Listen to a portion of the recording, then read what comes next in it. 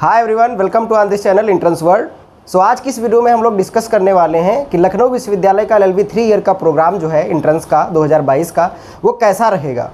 तो हमारे समक्ष जो है उमाकांत प्रजापति जी हैं। आज आपको ये बताएंगे कि एंट्रेंस का सिलेबस क्या है और कहाँ से मैक्सिमम क्वेश्चन आते हैं, क्योंकि इन्होंने 2021 का एंट्रेंस दिया था जिसमें इनकी रैंक जो है 46 थी। तो इसलिए हमने सोचा कि एक वीडियो इस पे ज़रूर बनाया जाए और आप लोगों की कुछ सहायता किया जाए। तो सबसे पहले हम स्टार्ट करते हैं कि क्या इसके बेसिक्स हैं, वो हम बता देते हैं। उसके बाद में ये बताते हैं कि यहाँ का सिलेबस क्या है, राइट। तो आप लोग यहाँ पे देख लीजिए, अभी ये स्ट्रेटजी बताया कि कैसे इसकी जो है एंट्रेंस को क्रैक किया जाएगा। लेकिन यहाँ पे उसके पहले हम बता देते हैं जो लास्ट ईयर का सिस्टम था वही इस बार भी स्टार्ट होने वाला है। तो यहाँ पे नंबर ऑफ टोटल क्वेश्चन यहाँ पे लिखे हुए हैं, 100 क्वेश्चन पूछे जाते हैं और ईच क्वेश्चन से 2 marks. So it means that कि टोटल नंबर जो है आपको कितने होने चाहिए, 200 नंबर।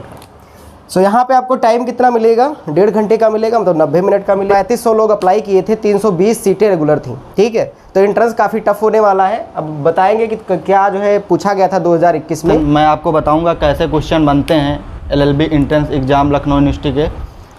तो इसमें कुछ चीज़ें होती हैं जो आपको बहुत सीरियसली करना पड़ेगा। जैसे Indian polity structure and function है, इसके क्वेश्चन जो 100 क्वेश्चन आएंगे 200 नंबर के, इसमें आपको लगभग 40 से 50 क्वेश्चन पॉलिटी के मिलेंगे। और इसके बाद जो करंट अफेयर का पोर्शन होगा इस पे भी आपको ध्यान देना होगा, क्योंकि ये दोनों सेक्शन मिलके कम से कम 60 से 70 क्वेश्चन बनाते हैं 100 में से। और ये अगर आप ये पोर्शन आप अगर कवर करके ले जाते हैं तो आपका लगभग हाफ काम हो जाएगा एंट्रेंस का। और इसके बाद जनरल अवेयरनेस है, मैथ के कुछ क्वेश्चन आएंगे, रीजनिंग के भी कुछ क्वेश्चन होंगे, लॉजिकल एप्टीट्यूड का जो पोर्शन होता है ये भी 5 से 10 नंबर का आता है। और इसके बाद जो मेंटल एबिलिटी है इसके भी 5 से 10 क्वेश्चन आपके देखने को मिलेंगे। और जो जनरल अवेयरनेस का पोर्शन है इसमें आपका हिस्ट्री आएगा, पॉलिटी आएगा, इकोनॉमिक्स आएगा और साइंस के कुछ क्वेश्चन आते हैं। और करंट अफेयर में आपका जो आएगा वो लगभग 4 से 5 महीने पिछला जो करंट अफेयर होगा वो पूछा जाएगा। तो इस तरह से आपका जो 100 क्वेश्चन बनता है, 100 क्वेश्चन इसी मेजर सेक्शन से बनेगा। और इसमें देखने वाली सबसे बड़ी बात यह है कि 100 क्वेश्चन में नेगेटिव मार्किंग नहीं है।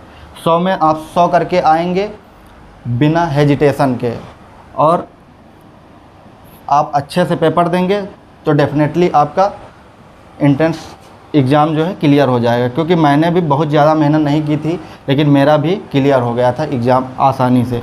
सो दोस्तों, अब ये बात करेंगे कि क्वेश्चन किस तरह से बनेगा, कहाँ से बनेगा और कौन सी बुक आपको पढ़नी पड़ेगी जिससे एंट्रेंस आपका आसानी से क्लियर हो सके। तो सबसे पहले ये बात करते हैं कि जो हिस्ट्री का पोर्शन है उसको आपको लुसेंट से पढ़ना होगा। पॉलिटी का जो है उसको भी आप मोटा आप लुसेंट अगर पढ़ते हैं तो आपका GS कवर हो जाएगा। और रीजनिंग के लिए आप कोई भी रेफरेंस एक बुक पढ़ेंगे तो उससे आपका रीजनिंग कवर हो जाएगा। और जो जनरल करंट अफेयर का पोर्शन है, करंट अफेयर का, वो आपको 4 से 5 महीने का लगभग पिछला करंट अफेयर पढ़ना पड़ेगा। और उसमें से क्वेश्चन आपके किस तरह से डिज़ाइन होंगे, जैसे कि मेजर सैन्य अभ्यास कौन से हैं, कौन किसका अवार्ड मिला है लेटेस्ट में, या फिर और सारे जो क्वेश्चन करंट अफेयर के होते हैं, जैसे कोई विजिट होती है PM की दूसरे देश में, इस तरह से कोई मेजर कोई समझौता हुआ है, इस तरह से आपको करंट अफेयर के क्वेश्चन पढ़ने होंगे जो कि पूछे जाएंगे। अब दोस्तों आपको ये बता दें हम कि क्वेश्चन किस तरह से पिछली बार आए थे और कौन से क्वेश्चन आए थे, जिससे आपको मोटा एक आइडिया लग जाए कि क्वेश्चन कौन से बनते हैं। जैसे एक क्वेश्चन बना था आपका कि करंट अफेयर का कि राजीव गांधी पुरस्कार का नाम बदल के कौन सा नाम कर दिया गया है, तो उसका नाम जो मेजर ध्यानचंद पुरस्कार किया गया था। एक क्वेश्चन आया था करंट अफेयर का। और इसी तरह आया था एक भारत की सबसे ऊंची चोटी कौन सी है, जो कि बहुत सरल है।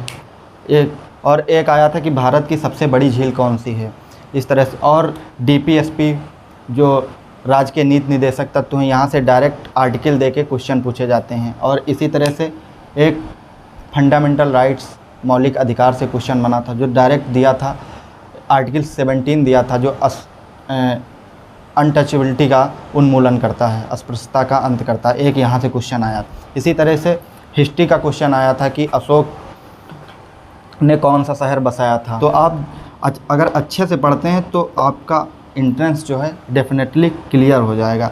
और आपको बता दें कि 320 सीटें हैं लगभग में, 320। इसके लिए आवेदन लोगों ने किए थे लगभग 3500 के करीब।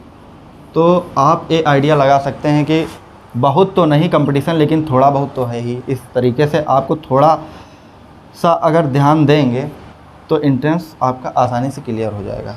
Thank you.